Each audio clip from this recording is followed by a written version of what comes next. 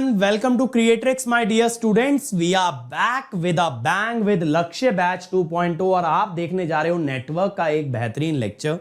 But before we start, it is very important that I introduce myself for the students that are meeting me for the first time. Dear students, my name is Ankit Goyal.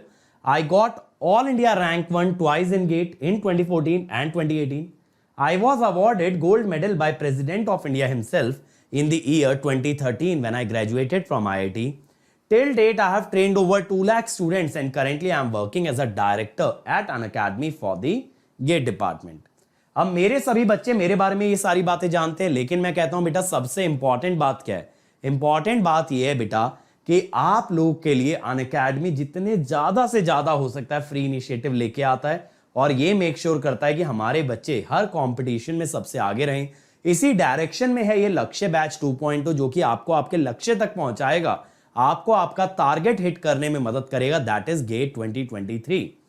और देखो इसी तरह के free sessions आपके लिए और भी available हैं.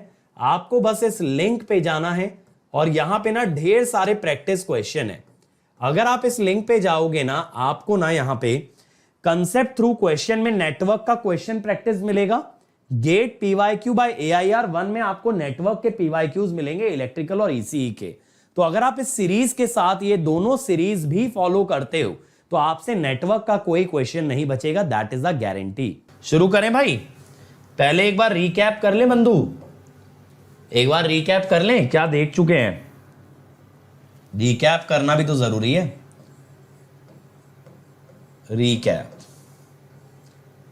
रिकैप अगर हम करते हैं तो हम लोग ऑलरेडी क्या समझ चुके थे. सबसे पहले हम समझ चुके थे रियल पावर. इसका मीनिंग भी समझ गए थे, इसका मोटिव भी समझ गए थे और फॉर्मूला तो समझ ही गए थे. फिर है ना, फॉर्मूला तो हम समझ ही गए थे भाई. Cos theta V minus theta आई.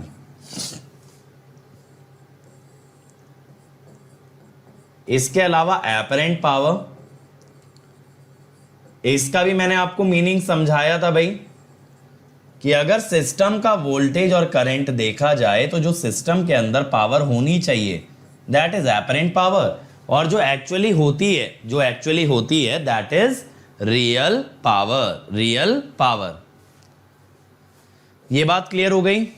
ठीक है, अब देखो हम लोग बात करते हैं आगे तीसरी और सबसे इंटरेस्टिंग पावर के बारे में जिसका हर बच्चा इंतजार करता है, जिसको हर बच्चा समझना चाहता है बेहतरीन लेवल पे. तो आज हम बात करेंगे रिएक्टिव पावर की. ठीक है, देखो अगर आपको याद हो लास्ट लेक्चर में मैंने ना आपको 2 प्रॉब्लम्स लिखवाई थी. क्वेश्चंस नहीं, प्रॉब्लम्स मैंने क्या लिखवाई थी. सबसे पहली प्रॉब्लम मैंने ये लिखवाई थी कि अगर इंडक्टर कैपेसिटर को कंपेयर करना है एक रेजिस्टेंस से तो इनके अंदर भी एक ऐसी पावर डिफाइन होनी चाहिए just like real power in a resistance. दूसरी प्रॉब्लम मैंने ये लिखवाई थी कि भाई real power is not same as the apparent power, या ये कह दो real power is not up to the expectation. तो उसके डिफरेंस को डिफाइन करने के लिए we need to define a power. ये दोनों प्रॉब्लम का सॉल्यूशन एक होता है that is the reactive power. इन दोनों का एक सॉल्यूशन होता है that is the reactive power. Abhinav बेटा लेक्चर से अगर रिलेटेड क्वेश्चन रखोगे तो मुझे भी पढ़ाने में मजा आएगा, अन्यथा मुझे तुम्हें हटाना पड़ेगा इस लेक्चर से. तो प्लीज ये जो नॉन टेक्निकल डाउट्स होते हैं कि विशाल सर कब लेंगे, पावर इलेक्ट्रॉनिक्स कौन लेगा, इनको लेक्चर के बीच में ना रखते हुए लेक्चर के एंड में रखो, ज्यादा बेटर रहेगा. और जब मैं पढ़ा रहा हूं तो सीखने पे फोकस करूं. पावर इलेक्ट्रॉनिक्स कौन लेगा, ऑब्वियस है यार मैं ही लूंगा ना. तो पावर इलेक्ट्रॉनिक्स मैं ही लेने वाला हूं, लेकिन इस सवाल से तुम्हें अभी क्या फायदा होगा बताओ. कुछ भला हो जाएगा क्या अभी के अभी? कुछ भी नहीं होगा. ठीक है, चलो तो यार फ्लो मत तोड़ा करो लेक्चर का. ऑनेस्टली ये जो टॉपिक मैं पढ़ा रहा हूं ये इस तरह से आपको कहीं भी पूरे देश में नहीं मिलने वाला, ये मैं गारंटी दे रहा हूं. तो जब मैं इस लेवल पे कोई टीचिंग कर रहा हूं तो let me be in the zone, let me think about these things rather than answering these queries. ठीक है, हाँ तो हम कहां थे भाई? हम यहां थे कि हमारे पास 2 प्रॉब्लम्स थी. प्रॉब्लम्स को मैं लिस्ट डाउन कर देता हूं. हमारे पास 2 प्रॉब्लम्स थी.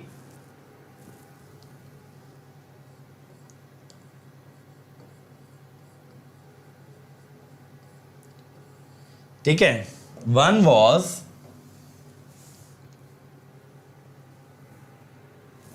Was defining a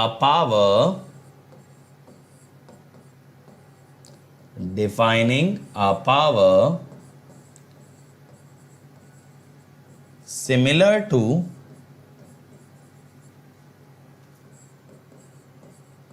real power for resistance. ठीक है, second, to explain the difference between apparent power and real power, कि भाई ये दोनों अलग क्यों आई। अब देखो यार, आप लास्ट लेक्चर के अंदर एक चीज देख चुके थे कि रियल पावर और एपरेंट पावर अलग क्यों आती है, क्योंकि एपरेंट पावर के अंदर होता है VRMS IRMS, ठीक है, और रियल पावर के अंदर होता है VRMS IRMS cos theta V minus theta I, है ना। ये चीज आप जानते हो बहुत अच्छे से। क्या जानते हो कि apparent power is VRMS IRMS, ठीक है, और real power is VRMS IRMS cos theta V minus theta I। अब हमने ये बोला था कि ये जो रियल पावर है that is less than apparent power due to difference between theta V and theta I। Theta V और थीटा I में जो डिफरेंस आ रहा है ना, उस कारण से। और ये डिफरेंस किसकी वजह से आया था? This difference is due to L and C। ये मैंने आपको लास्ट लेक्चर में बताया भी था ना। मैंने लास्ट लेक्चर में आपको पावर फैक्टर भी एक्सप्लेन किया था, ठीक है। मैंने लास्ट लेक्चर में पावर फैक्टर भी आपको एक्सप्लेन किया था, और उसके अंदर हमने देखा था cos of voltage angle minus current angle होता है power factor. It is the ratio of the real power to the apparent power. मैंने उसका सिग्निफिकेंस आपको यह बताया था कि पावर फैक्टर हमको यह बताता है कि भाई जितनी पावर की कैपेबिलिटी है, जितनी पावर एक सिस्टम दे सकता है, उसका कितना फ्रैक्शन आप यूटिलाइज कर रहे हो, यानी fraction of total power that is being used, that is being utilised, that is basically called as your power factor, ठीक है। टोटल पावर का कितना फ्रैक्शन हम यूज कर रहे हैं, समझ में आया। अब वहां पे मैंने आपको पावर फैक्टर डिराइव भी कराया था। रेजिस्टेंस के केस में इट वाज 1, यानी कि टोटल पावर का 100% हम यूज कर रहे हैं। इंडक्टर और कैपेसिटर के केस में इट वाज 0, यानी टोटल पावर में से कुछ भी पार्ट यूजफुल नहीं है। समझ गए? तो ये वाला एक पॉइंट बना के लिख लेना। As seen earlier power factor explains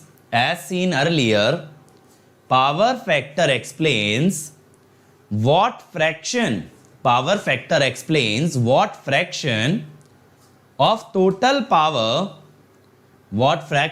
of total power is actually useful for the system, and in case of resistance it is unity. In case of resistance it is unity, which means the entire power is useful power. The entire power is useful power. But in case of inductor and capacitor,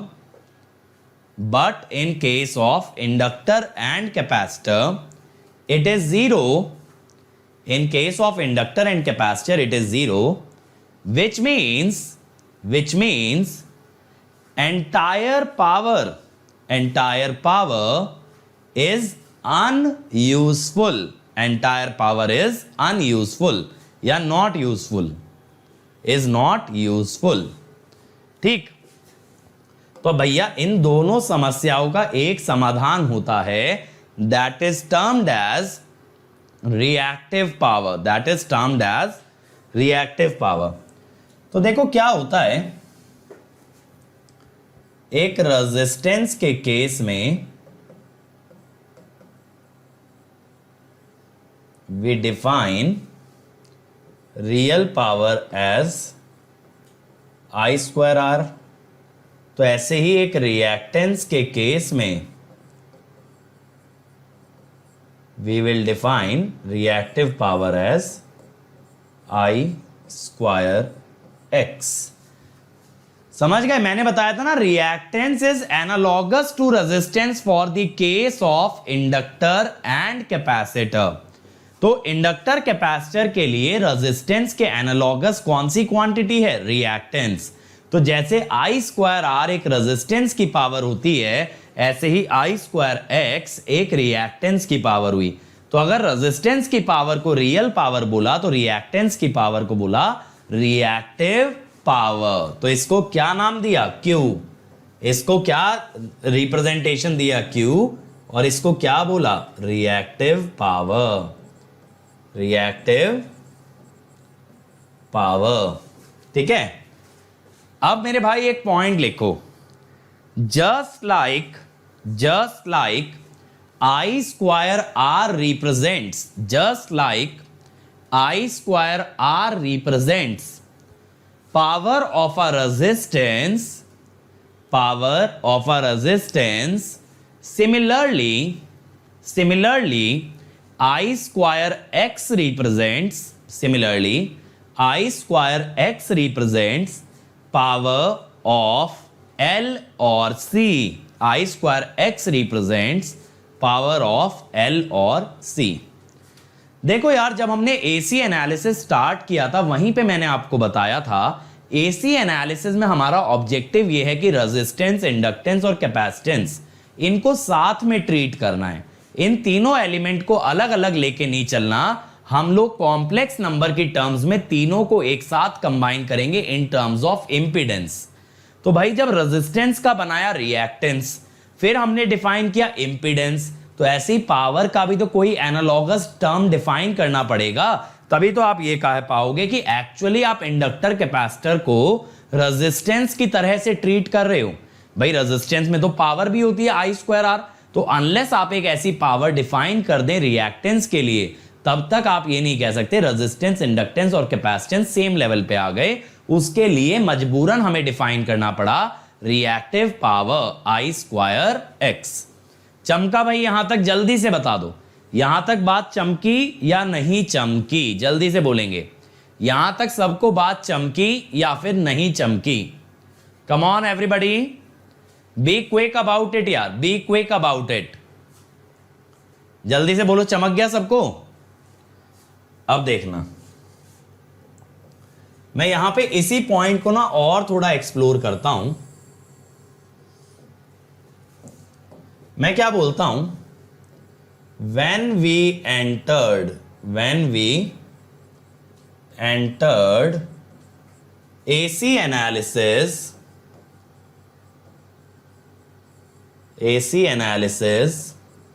we defined impedance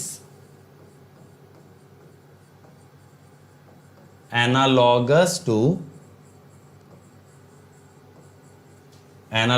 to resistance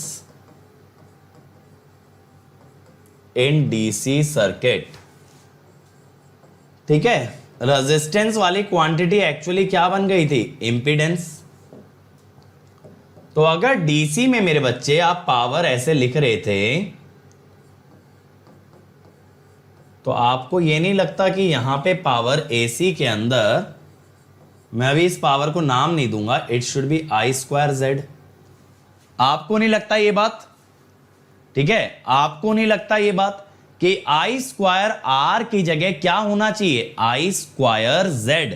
क्योंकि जब are को आपने Z से replace कर दिया तो power में भी एक सिमिलर ट्रांजिशन तो मुझको दिखना चाहिए था। तो अब देखो, एसी पावर जब हम रेजिस्टेंस एसी पावर अलग अलग एलिमेंट्स के लिए निकालेंगे तो रेजिस्टेंस के लिए क्या लिखोगे? रेजिस्टेंस के लिए Z इक्वल टू R, तो इसीलिए पावर क्या लिखोगे? I square R। ठीक है। इंडक्टेंस के लिए Z equal to J omega L, तो पावर आप क्या लिखोगे? I स्क्वायर, ओमेगा L को X भी लिख सकते हो, XL,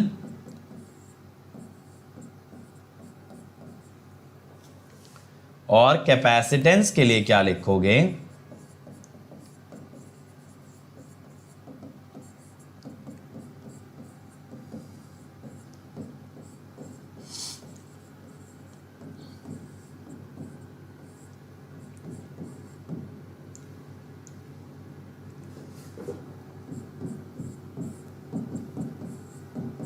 ये आ गया भाई। अब आप यहां पे ये देखो, मैंने पावर तीनों चीजों को डिफाइन कर दिया। पावर में मैंने तीनों चीजों को डिफाइन कर दिया, रेजिस्टेंस, इंडक्टेंस और कैपेसिटेंस। अब आप यहां पे ये देख रहे हो, इंडक्टेंस और कैपेसिटेंस की जो power I that is imaginary, यानी इंडक्टेंस और कैपेसिटेंस कोई पावर कंज्यूम नहीं कर रहे थे, ये सिर्फ हमने मैथमेटिकली डिफाइन किया in order to treat inductance and capacitance as resistance।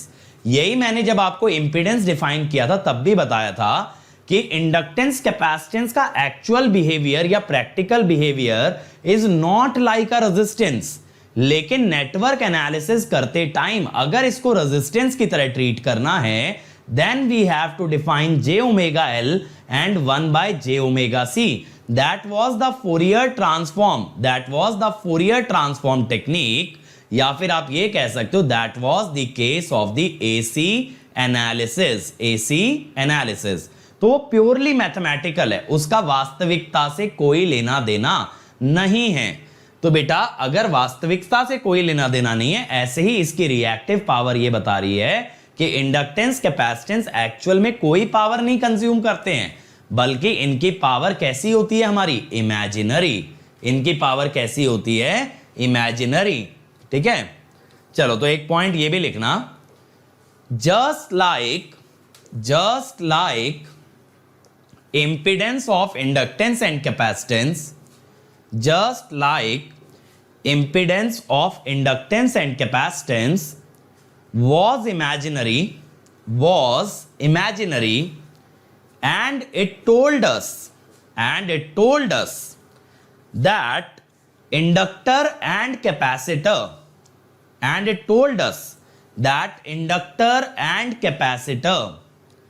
are just being treated as resistance.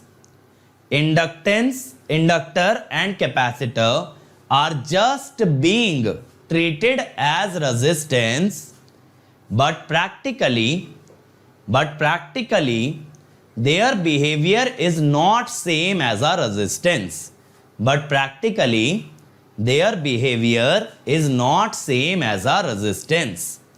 Similarly,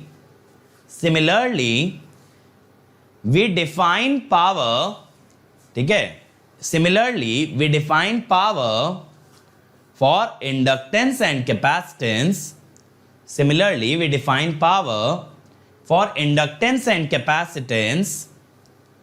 similar to resistance,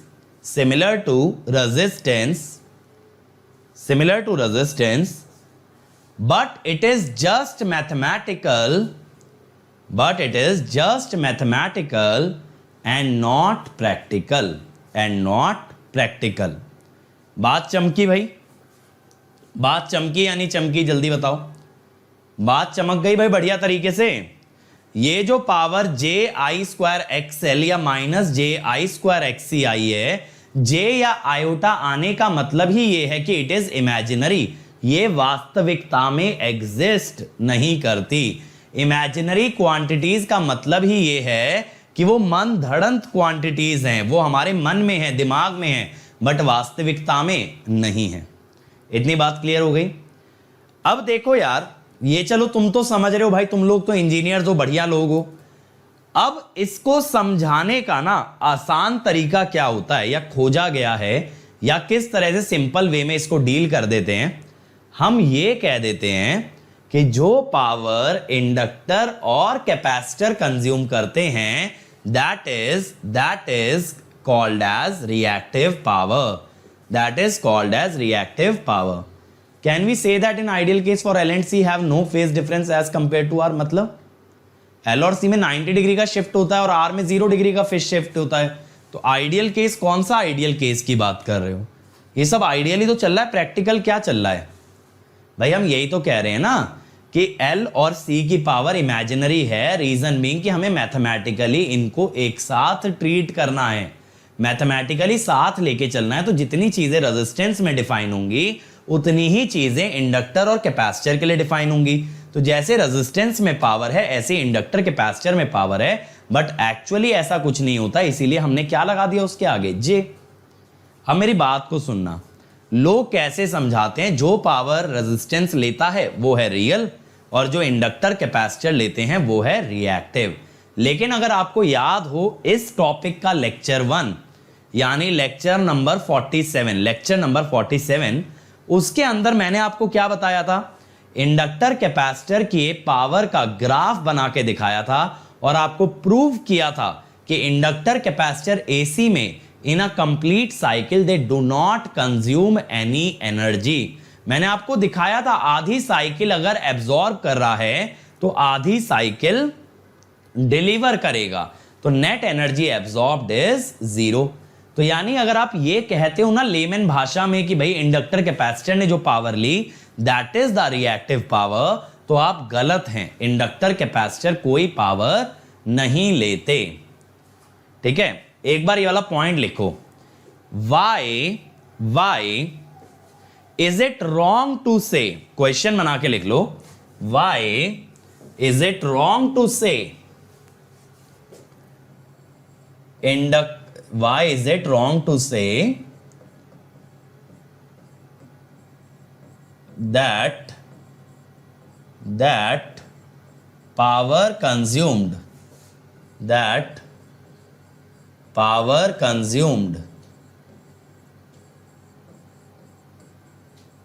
by L and C is reactive power,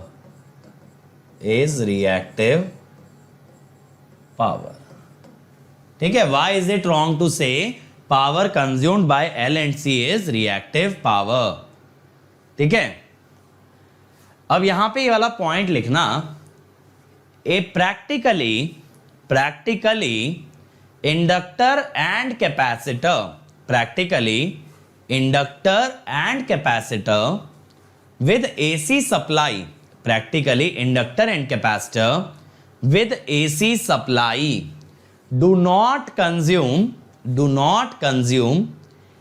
any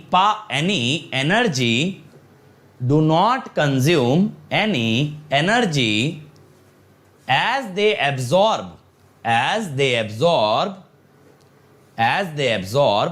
energy for half cycle and then return it back in the next half cycle। एक half cycle में energy लेके अगली half cycle में लौटा देते हैं। So net energy absorbed और power absorbed would be zero। समझ आया? फिर सर ऐसा क्यों डिफाइन किया? देखो मेरे भाई, अगर लेमन भाषा में बात करें, पहली बात तो रिएक्टिव पावर किसके लिए डिफाइन हुई? एल और सी, पहला पॉइंट। दूसरी बात क्या हुई कि एपरेंट और रियल पावर बराबर नहीं आए। किसकी वजह से नहीं आए? Inductor capacitor. तो उनके डिफरेंस को किससे एक्सप्लेन कर दिया? रिएक्टिव पावर से। भाई हर जगह जब कल्प्रिट इंडक्टर और कैपेसिटर है तो सीधी सी बात है उनकी जो पावर है वो कल्प्रिट है। तो आपने बोल दिया इंडक्टर कैपेसिटर लेते हैं रिएक्टिव पावर, जिस कारण से सारी गड़बड़ी आ रही है सिस्टम के अंदर, तो उसका रीजन क्या है? Reactive power. जबकि रिएक्टिव पावर प्रैक्टिकली कुछ होती ही नहीं है, पावर सिर्फ और सिर्फ एक होती है जो प्रैक्टिकली एग्जिस्ट करती है, विच इज रियल पावर। कौन सी पावर प्रैक्टिकली एग्जिस्ट करती है? Real power. लेकिन इसको डिफाइन करना बहुत ज्यादा जरूरी है, वरना हम एसी एनालिसिस कर नहीं पाएंगे, या करेंगे तो we will have to use that differential equation. ठीक है मृदुल, अगर आप डिफरेंशियल इक्वेशन यूज करने में कंफर्टेबल हो तो बेटा कोई जरूरत ही नहीं है आपको एसी में ये जे ओमेगा एल या 1/j ओमेगा सी डिफाइन करने की। तब तो आप क्या कर सकते हो? Then you can keep using your differential equation. लेकिन अगर आप चाहते हो कि R, L और C को एक साथ यूज करें, तब आपको ये सब टर्म डिफाइन करनी पड़ेंगी। इससे आपकी मेहनत आसान हो जाएगी, लेकिन आप कॉम्प्लेक्स नंबर्स की टर्म में डील करोगे। तो हमने क्या बना दिया? पावर को भी एक कॉम्प्लेक्स नंबर बना दिया, रेजिस्टेंस के लिए रियल, इंडक्टर और कैपेसिटर के लिए इमेजिनरी। ठीक है, तो एक पॉइंट और लिखना, बाय डिफाइनिंग रिएक्टिव पावर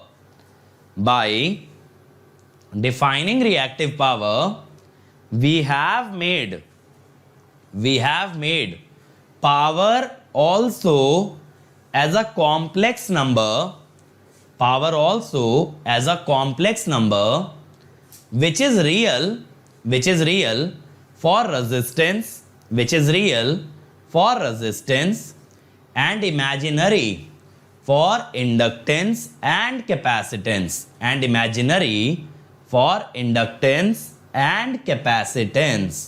ठीक है भाई ट्रिपल ई गेट, ये बताओ तुम्हारी समस्या क्या है? तुम्हें पढ़ना है नहीं, है ना? तुमको इधर उधर की बातें करनी है इस लेक्चर के अंदर, तो मेरे भाई यहां क्यों टाइम वेस्ट कर रहे हो बताओ? जो लोग पढ़ने के लिए बैठे हैं उनको तो पढ़ लेने दो मेरे भाई।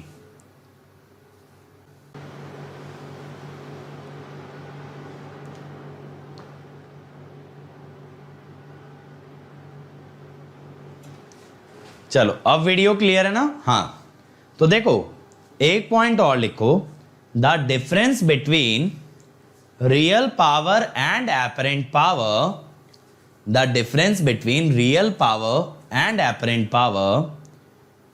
is due to the phase shift provided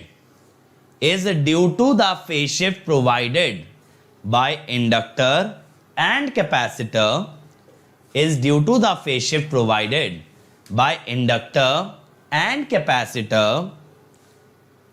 so we say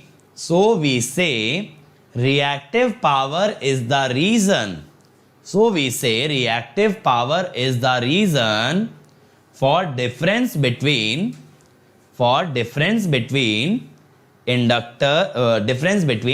real and apparent power। अब देखो मैं समझाता हूं कुछ रियल लाइफ एग्जांपल्स लेके, चलो ठीक है। अब देखो भाई, हम यहां बनाते हैं जल की रानी यानी मछली। ये बन गई भाई, बढ़िया सी मछली बन गई। अब हम क्या जानते हैं कि यहां से रे अगर गई तो ये ऐसे डेविएट हो जाएगी, तो देखने वाला जो है उसे अलग डेप्थ नजर आएगी। देखने वाले को कौन सी डेप्थ नजर आएगी? देखो ये डेप्थ नजर आएगी, ठीक है, ये डेप्थ नजर आएगी देखने वाले को। तो ये डेप्थ क्या थी भाई? ये थी आपकी एपरेंट डेप्थ।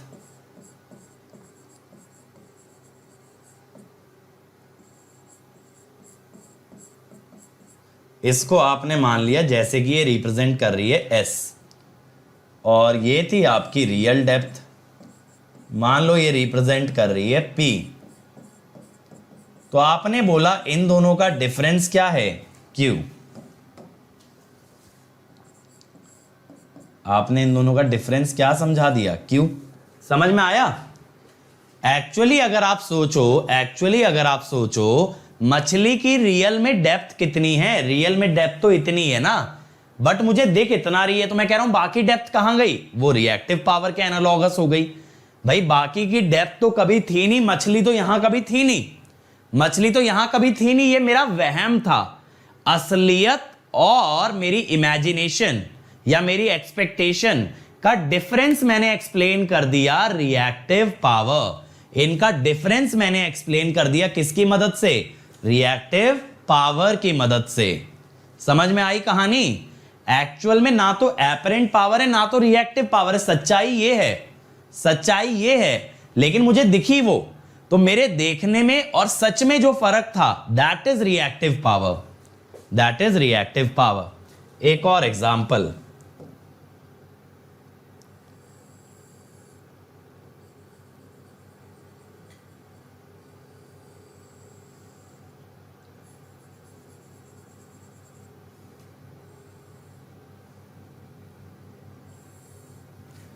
यार देखो ड्राइंग बहुत अच्छी नहीं होगी इसमें, ठीक है, लेकिन समझ जाना। अब आप एक पैकेट खरीद के लाए लेज का, समझ ही गए होगे, एग्जाम्पल तो इतना लिखते ही समझ गए होगे। अब आप एक पैकेट खरीद के लाए लेज का, पैकेट एकदम बढ़िया से फूला हुआ था, ऐसा लग रहा था आज तो मजा आ जाएगा चिप्स खाने में, आज तो मजा आ जाएगा चिप्स खाने, भैया पूरी पार्टी होगी, आज तो 2-4 दोस्तों को भी बुला लिया, भाई आजा मैं चिप्स लाया हूं, मिलके खाएंगे, बहुत सारे चिप्स हैं। लेकिन बेटा इसके अंदर जो चिप्स निकले, इसके अंदर चिप्स बस इतने निकले हैं, है ना। अब पैकेट को देख के आपकी एक्सपेक्टेशन क्या थी? पूरे पैकेट में चिप्स ही चिप्स होंगे, पूरे पैकेट में आपकी चिप्स ही चिप्स होंगे, तो ये आपकी एक्सपेक्टेशन थी भैया कि इतना चिप्स खाने मिलेगा, ठीक है। जो मिले वो थे रियल पावर। अब मैंने कहा, मैंने ये नहीं पूछा ये दोनों अलग क्यों हैं, मैंने बोला बाकी के चिप्स खाए किसने। देखो मैं कितना इंटेलिजेंट हूं, मैं कह रहा हूं मेरे चिप्स में पैकेट कम आ गए, मेरे पैकेट में चिप्स कम आए हैं, यानी बीच में किसी ने तो गड़बड़ की है, किसी ने तो खाए हैं, ठीक है, किसी ने तो खाए हैं। तो बेटा किसने खाए हैं वो मैंने बोल दिया इंडक्टर और कैपेसिटर ने। जबकि आप सोच के देखो मैन्युफैक्चरिंग कंपनी ने कभी वो चिप्स डाले ही नहीं थे, समझ रहे हो, मैन्युफैक्चरिंग कंपनी ने बेटा वो चिप्स कभी डाले ही नहीं थे। लेकिन आपने इल्जाम किस पे लगाया? आपने लगाया इंडक्टर और कैपेसिटर पे। किस पे इल्जाम लगाया भाई? इंडक्टर और कैपेसिटर पे, कि ये लोग मेरे बाकी के चिप्स खा गए, जबकि उन बेचारों ने कुछ लिया ही नहीं, जिसने चिप्स का पैकेट बनाया उसने डाले ही नहीं थे वो चिप्स। अब कुछ अंडरस्टैंड कर पा रहे हो क्या एनालॉजी है? क्या एनालॉजी अंडरस्टैंड कर पा रहे हो, चीजों को रिलेट कर पा रहे हो? भाई जब जनरेटर ने पावर बनाई तो उसने बनाई सिर्फ रियल, आपने कहा नहीं भाई ये तो कम है, बाकी पावर कहां गई? अरे वो बनी ही नहीं थी वो पावर भाई, बनी सिर्फ कौन सी थी? Real power. बट आपने क्या बोला? मेरी तो बाकी की पावर भी थी, बीच में किसी ने झोल किया है, और वो किसने किया है? इंडक्टर और कैपेसिटर ने। किसने किया है? इंडक्टर और कैपेसिटर ने। तो इंडक्टर कैपेसिटर बेचारे कोई एनर्जी नहीं लेते, वो जस्ट वो फेज शिफ्ट आने की वजह से बदनाम है, वो 90 डिग्री का फेज शिफ्ट आने की वजह से बदनाम है, वरना वो तो बेचारे कोई पावर नहीं लेते। कहते हैं भाई हम क्या लाए थे क्या ले जाएंगे, जो तुमने दिया वो हमने वापस कर दिया। अब एक और एग्जांपल लेता हूं और एकदम माइंड में ना स्ट्रॉन्ग कर देंगे कॉन्सेप्ट को।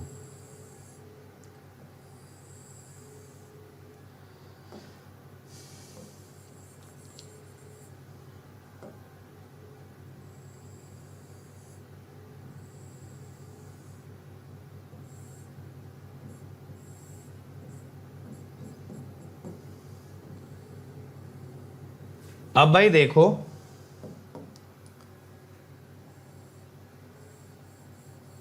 आप में से कुछ बच्चे शौकीन होंगे, होना तो नहीं चाहिए वैसे, आई वुड रिकमेंड कि if you don't do this stuff, है ना। अब मान लो चलो आप आपके दोस्त एक बार में गए कि यार आज ना पार्टी करते हैं, बहुत हो गई पढ़ाई, आज तो एंजॉय करेंगे। तो आप लोग गए मस्त तरीके से बियर पीने, ठीक है। तो ऐसे ना ग्लास में बढ़िया से बियर भर के आई, लेकिन मेरे भाई उसके ऊपर ना सारे में ऐसे फोम होता है ना, ऐसे झाग बन जाता है,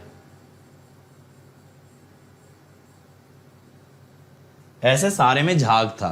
ठीक है, अब आप तो ये एक्सपेक्ट करके बैठे हो भाई कि मेरे को तो अगर मैंने 1 लीटर की बियर ली है ना तो 1 लीटर बियर मिलेगी।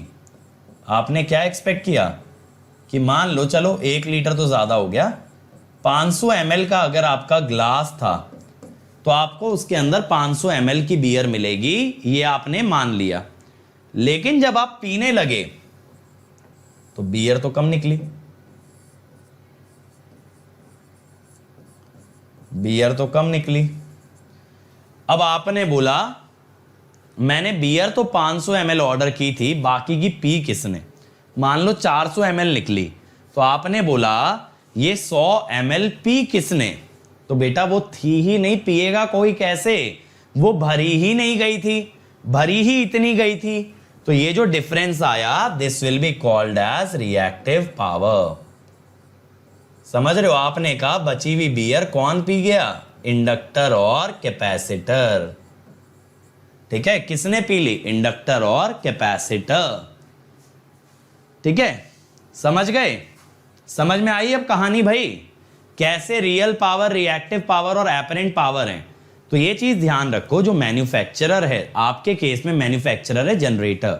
जनरेटर सिर्फ कौन सी पावर जनरेट करता है? रियल पावर, और वही पूरे पावर सिस्टम में प्रोपोगेट करती है। लेकिन वोल्टेज और करंट को देख के लगता है कि पावर होनी कितनी चाहिए? Apparent power. तो जब आप ये सवाल पूछते हो कि भाई पावर कम मिल रही है जितनी होनी चाहिए उसके मुकाबले, तो बाकी की पावर किसने ली? तो आप बोलते हो इंडक्टर और कैपेसिटर ने ली।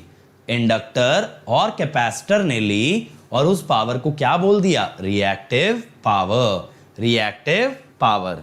तो एक पॉइंट ये लिखना, generator only generates, generator only generates real power, real power because real power represents, ठीक है, because real power represents the energy, represents the energy that can be converted, that can be converted from one form to the other, that can be converted from one form to the other, but as per our expectation, as per our expectation, as per our expectation, we expect the power to be, we expect the power to be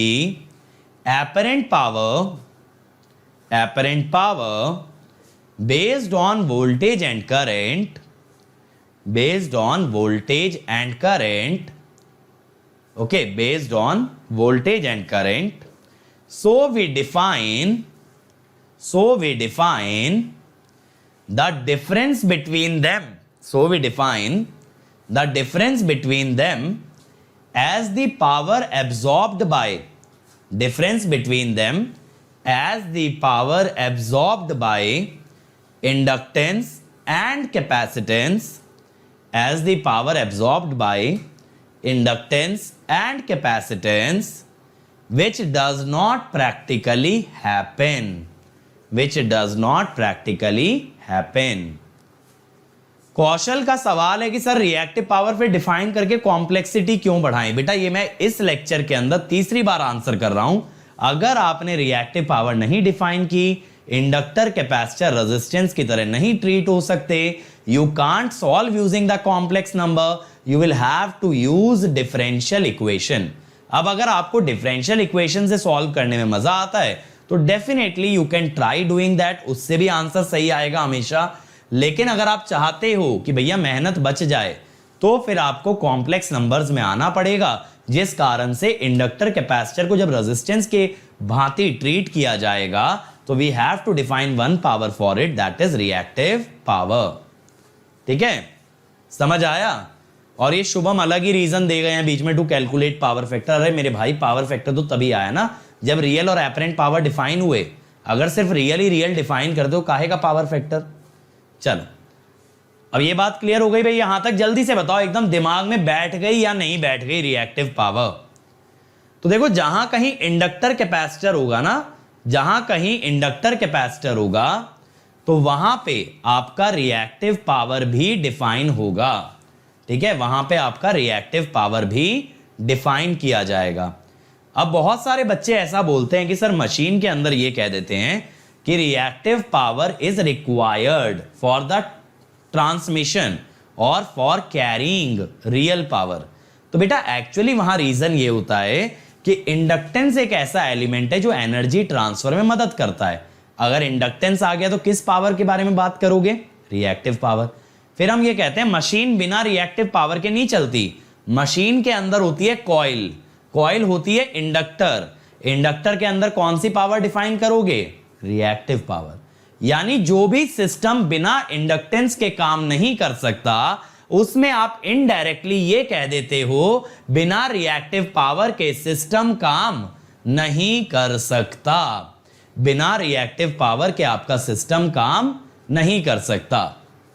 ठीक है, एक point और लिखो, फिर ये वाला point लिखवाता हूं। एक पॉइंट और लिखना, since the energy for L and C, since the energy for L and C keeps oscillating between source and load, keeps oscillating between source and load, so we say that reactive power keeps oscillating between the source and the load, and hence its average value is zero, बात चमकी भाई। Inductor capacitor की energy तो आगे पीछे घूमती रहती है, तो आपने कह दिया रिएक्टिव पावर भी घूमती रहेगी, कभी लोड लेगा तो कभी देगा, क्योंकि एनर्जी और पावर में टाइम का ही तो रिलेशन है। एनर्जी और पावर में टाइम का ही तो रिलेशन है बेटा। जो भी टाइम है energy upon time is power, energy upon time is power. तो अगर एनर्जी ऑसिलेट कर रही है तो आप ये कह सकते हो पावर ऑसिलेट कर रही है। तनुज बिल्कुल, पावर फैक्टर एक मैथमेटिकल टर्म है जो हमने डिफाइन किया। पावर फैक्टर को प्रैक्टिकली एक्सप्लेन नहीं कर सकते, मतलब एक्सप्लेन कर दोगे कि भैया इसका रेशियो है उसका रेशियो है, ये सब हो जाएगा, लेकिन पावर फैक्टर आप देख थोड़ी सकते हो।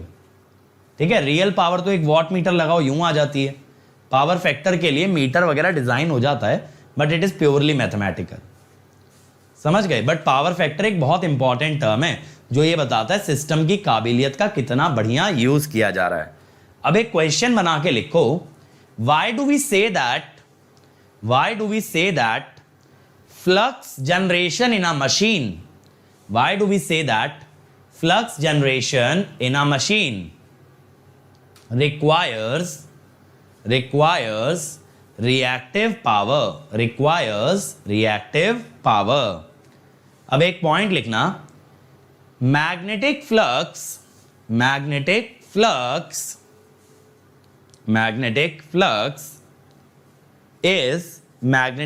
is produced by magnetic field which is actually produced by an inductor,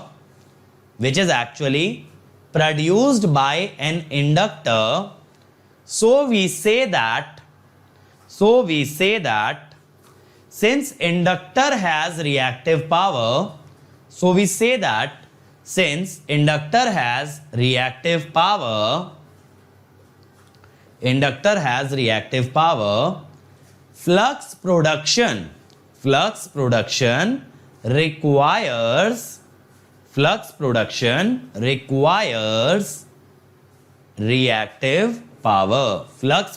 requires reactive power।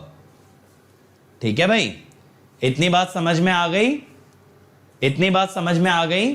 श्रवण बेटा प्रैक्टिकली मैंने ये बताया रिएक्टिव पावर वैल्यू 0 होती है, और जो हमने रिएक्टिव पावर डिफाइन किया है ना, आप ये देखो इसके साथ जे तो आ रहा है ना, यानी इमेजिनरी है। अब ये मत कहो कि सर इसका एवरेज कैसे 0 हो गया, जब ये क्वांटिटी ही इमेजिनरी है यानी इसका वास्तविकता में कोई एग्जिस्टेंस नहीं होता, ये तो इमेजिनरी क्वांटिटी है। बट मैंने आपको ये बताया कि जैसे आप इंडक्टर कैपेसिटर में निकालते हो एवरेज पावर 0 आती है, हमने निकाला था ना रियल पावर 0 आती है। वो क्यों आती है? क्योंकि जितनी एनर्जी एब्जॉर्ब्ड उतनी एनर्जी डिलीवर्ड। तो मैंने ये बोला उसी लॉजिक से आप ये भी कह सकते हो रिएक्टिव पावर ऑसिलेट करती रहेगी, आती जाती रहेगी। बस एवरेज में सिर्फ कौन सी पावर बचती है? पी बचती है। एवरेज में सिर्फ कौन सी पावर बचती है? पी बचती है, यानी कि क्यू का एवरेज क्या होता होगा? 0। ऑब्वियसली बात सोच के देखो, एवरेज वैल्यू तो पी आती है ना, पी को ही तो average power, real power, active power, useful power ये सब कहते हैं। तो एवरेज तो इंडक्टर और कैपेसिटर के लिए 0 आती है, इसीलिए मैंने कह दिया average value of reactive power is 0, क्योंकि एवरेज में सिर्फ कौन सी पावर बचनी चाहिए? हमेशा रियल, यानी टोटल पावर का जब एवरेज लूंगा it will come out to be real power. Abhinav देखो हमने ये बोला पावर ट्रांसमिशन के लिए जो ट्रांसमिशन लाइन यूज होती हैं एसी ट्रांसमिशन में, उनके अंदर एक इंडक्टेंस होता है which is very very useful for power transfer. आप पावर सिस्टम में जो पावर निकालते हो VS VR by X sine delta निकालते हो, तो बिना X के कैसे आ जाएगी? अगर X है तो यानी वहां कौन सी पावर है? Reactive power. तो आप ये बोल देते हो reactive power is useful for the transmission of real power. ठीक है, यानी देखो जहां कहीं इंडक्टेंस काम में आएगी तो आप इनडायरेक्टली ये बोल सकते हो वहां पे आपकी रिएक्टेंस भी काम के अंदर आती है। बिल्कुल सुमन, बिल्कुल सही है, यानी डीसी मशीन्स में रिएक्टिव पावर की बात नहीं की जाएगी। लेकिन सुमन एक चीज सोचो, अगर कॉइल ने फ्लक्स बना भी दिया तो ईएमएफ बनाने के लिए फ्लक्स कैसा होना चाहिए? ऑल्टरनेटिंग। बिना चेंजिंग फ्लक्स के ईएमएफ नहीं बन सकता। अगर फ्लक्स ऑल्टरनेटिंग है तो रिएक्टिव पावर तो डिफाइन की जा सकती है। ठीक है, बट डीसी मशीन में रिएक्टिव पावर की बात नहीं करते, ऑब्वियस है, क्योंकि reactive power is defined for AC. ठीक है, डीसी मशीन में इंडक्टेंस की बात भी कहां करते हैं। चलो, ऐसी एचवीडीसी ट्रांसमिशन की जब बात करते हैं, जब ट्रांसमिशन डीसी की फॉर्म में होता है तो we never ever talk about the reactive power. वहां सिर्फ कौन सी पावर है? रियल पावर है। ठीक है, तो ये सारे फंडे एसी के चल रहे हैं ना, डीसी में बात मत करो। चमक गया? अब मुझे बताओ भाई, कुछ कंफ्यूजन्स क्लियर हुई? ये समझ आया वास्तविकता क्या है ये पावर वाले कॉन्सेप्ट की? शुभम बिल्कुल, हार्मोनिक्स के अंदर क्या होता है, अलग अलग हार्मोनिक्स से अलग अलग आपकी रियल पावर जनरेट होती है। ये देखो, ये टॉपिक ना हमारा कल खत्म हो जाएगा, तो कल वाले क्लास के अंदर मुझे याद दिलाना, मैं हार्मोनिक्स से कैसे पावर निकालते हैं ये मैं आपको कल की क्लास के अंदर डिराइव करा दूंगा। ठीक है, ये हम लोग कल डिराइव कर लेंगे, डोंट वरी अबाउट इट। तो कल की क्लास अटेंड करना, that will be the last class of this concept, क्योंकि अब एक ही चीज डिफाइन करनी बची है विच इज कॉम्प्लेक्स पावर, जो आप लिखते हो VI कॉन्जुगेट। तो कल हम ये सीखेंगे VI कॉन्जुगेट क्यों आया। ठीक है, और कॉम्प्लेक्स पावर के कंपोनेंट कैसे बने, रियल पावर, रिएक्टिव पावर। फिर हम ये भी देखेंगे कि इंडक्टर रिएक्टिव पावर क्यों एब्जॉर्ब करता है, कैपेसिटर क्यों डिलीवर करता है। ये सारी बातें हम लोग सीखेंगे कल। ठीक है, ये सारी बातें कल समझेंगे, तो ये कॉन्सेप्ट बढ़िया तरीके से आपका क्लियर हो जाएगा। ठीक है, अरे पावर में √3 और 3 फेज में आता है, अभी सिंगल फेज में काहे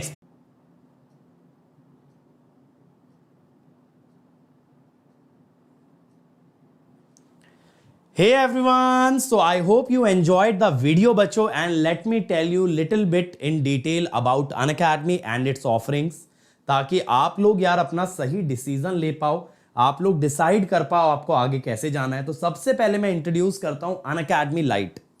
ये हमने बेटा इस साल first of its kind test series launch की है, सेपरेट टेस्ट सीरीज, और ये आप ही जैसे बच्चों के लिए जो लोग सेल्फ स्टडी से तैयारी कर रहे हैं। हम अप्रिशिएट करते हैं आपका एफर्ट, आपकी मेहनत, और इसी वजह से हम आपके लिए लेके आए Unacademy Lite टेस्ट सीरीज।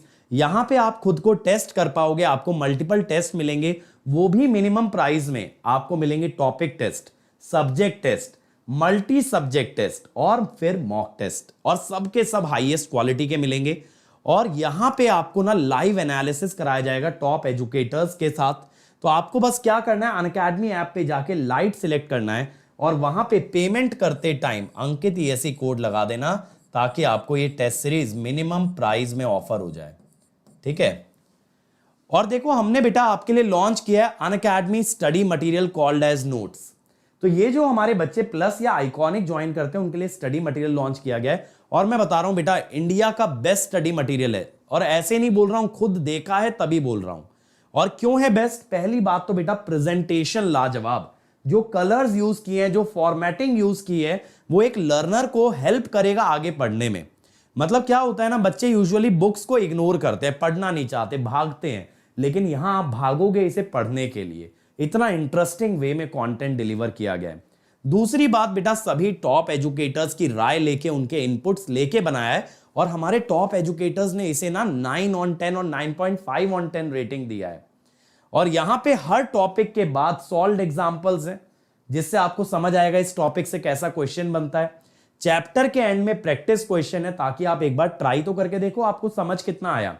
और सबसे बढ़िया बात, ये मोबाइल ऐप पे अवेलेबल है, तो जहां कहीं जा रहे हो बेटा, छुट्टियों पे जा रहे हो, कॉलेज जा रहे हो, घर आ रहे हो, जॉब पे जा रहे हो, कभी भी रीड करो।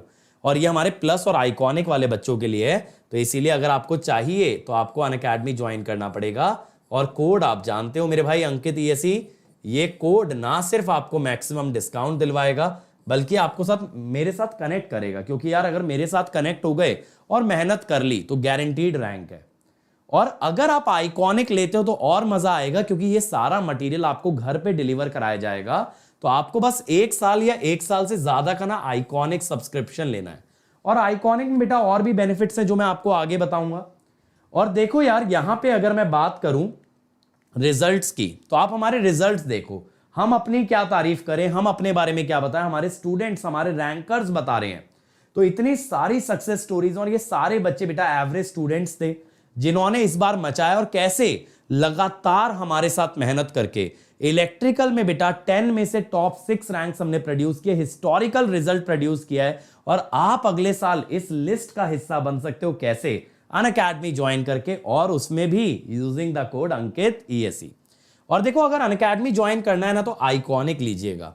आइकॉनिक में आपको मिलेगा ना एक पर्सनल कोच, मतलब मैं तो गाइड करूंगा, लेकिन साथ साथ एक कोच मिलेगा जो खुद भी एक टॉपर होगा, और उसका जॉब ही ये है आपको गाइड करना, आपकी प्रॉब्लम सॉल्व करना। प्रॉब्लम्स टेक्निकल डाउट्स भी हो सकते हैं, तो आप 1-to-1 डाउट भी पूछ सकते हो। प्रॉब्लम टाइम टेबल या स्ट्रैटेजी की हो सकती है बेटा, तो वो भी आपको बनवाएगा टाइम टेबल, क्योंकि देखो हर बच्चे का रूटीन अलग है, कोई सुबह पढ़ सकता है तो कोई रात को, तो ये आपको यहां पे टाइम टेबल पूरा बनवा के देगा। तो आपसे एक्सपेक्टेशन क्या है कि आप बस मेहनत करो, स्ट्रैटेजी सारी हमारी होगी। टीचर्स आपको अलग से गाइड करेंगे स्टडी बूस्टर सेशन में। आपका ना टेस्ट का रिजल्ट अलग से दिया जाएगा, और आपको बताया जाएगा कहां आपको इंप्रूवमेंट की जरूरत है और कैसे वो इंप्रूवमेंट करोगे। कहना तो बहुत आसान है कि आपका नेटवर्क कमजोर है, लेकिन नेटवर्क स्ट्रांग होगा कैसे, ये बताना और भी ज्यादा जरूरी है। और यहां बेटा आपको हार्ड कॉपी स्टडी मटेरियल, जैसा मैंने बोला, घर पे डिलीवर कराया जाएगा। बट अगर कोई बच्चा नहीं अफोर्ड कर सकता तो प्लस पे भी जा सकते हो। प्लस पे बस मेहनत थोड़ी और ज्यादा करनी पड़ेगी, लेकिन रैंक यहां से भी मिल सकती है। यहां पे आपको लाइव और रिकॉर्डेड क्लास मिलेंगी, हर संडे टेस्ट होगा, सारे कोर्सेज स्ट्रक्चर्ड होंगे। अगर अभी आप अनअकैडमी ऐप पे जाते हो ना, तो आपको मेरा आगे तक का पूरा शेड्यूल दिखेगा। यहां आप अनलिमिटेड एक्सेस होती है टीचर्स की, जिस टीचर से जो सब्जेक्ट पढ़ना है पढ़ो, फ्री है। ठीक है, rank improvement batch, crash course, test series. लेकिन याद रहे अगर आइकॉनिक लोगे तो भी ये सब मिलेगा, बट एक्स्ट्रा मिलेगा ये जो बाहर वाला एरिया है। ठीक है, लेकिन प्लस वालों को इतना ही मिलेगा, और ये बाकी सारे सिर्फ और सिर्फ एक्सक्लूसिवली हैं आइकॉनिक के लिए। अब देखो आपको क्या करना है बेटा, आपको ड्यूरेशन चूज करना है। जो बच्चे 23 में एग्जाम देने वाले हैं 12 मंथ्स ले, और जो 2 साल में देंगे वो 24 मंथ्स ले। बस कोड आप याद रखो बेटा अंकित ESE। इस कोड से ना आपको मैक्सिमम डिस्काउंट मिलेगा, और साथ साथ मेरे साथ कनेक्ट हो जाओगे। और आप जानते हो बेटा मैं खुद 2 बार AIR1 लाया हूं, इस बार मेरा स्टूडेंट AIR1 लेकर के आया है, तो अगले साल क्या हो सकता है, दैट इज बियॉन्ड इमेजिनेशन। और ये मेरा टेलीग्राम चैनल है, इसे ज्वाइन करना मत भूलना भाई। यहां पे इतना सारा study material free of cost पड़ा है कि कोई बच्चा सीरियसली पढ़ लेना तो वो रैंक 1 ले आएगा। और अगर अनअकैडमी आ गए तो एक और बात का ध्यान रखना, यहां पे आप जितने चाहे डाउट पूछ सकते हो। आपको बस डाउट का पिक्चर अपलोड करना है, आपको अपनी ब्रांच बतानी है, जैसे आप लोग इलेक्ट्रिकल इलेक्ट्रॉनिक्स बोल सकते हो, और आपको यह भी बताना है किस लैंग्वेज में वीडियो सोल्यूशन चाहिए। हम आपको वीडियो सोल्यूशन जल्द से जल्द प्रोवाइड करेंगे। अगर उसमें आपको कोई भी कमी लगती है, कोई दिक्कत लगती है, तो आप उसको रिपोर्ट कर देना, रिव्यू रिक्वेस्ट कर लेना और उसको हम रिक्रिएट करके देंगे। और अगर फिर भी कोई क्वेरी बच गई इसके बाद भी अनअकैडमी के बारे में कि लेटेस्ट बैचेस कौन से हैं, क्या ऑफर चल रहा है, क्या प्राइसिंग चल रही है, तो ये मेरी टीम का नंबर है। इनका काम ही बेटा आपको असिस्ट करने का। This is your helpline number. तो इस हेल्पलाइन नंबर पे कॉल करना, हमेशा आपको हेल्प प्रोवाइड की जाएगी। जल्द से जल्द आपके कॉल को रिवर्ट किया जाएगा। But don't forget this number and don't forget this code Ankit ESE। So thank you everyone. Like share subscribe कर देना यार, बोलने की जरूरत पड़नी नहीं चाहिए। और ज्यादा से ज्यादा इस वीडियो को फैला दो ताकि मुझे भी मोटिवेशन मिले और मैं भी आपके लिए और ज्यादा वीडियोस लेकर के आऊं। Let's crack it.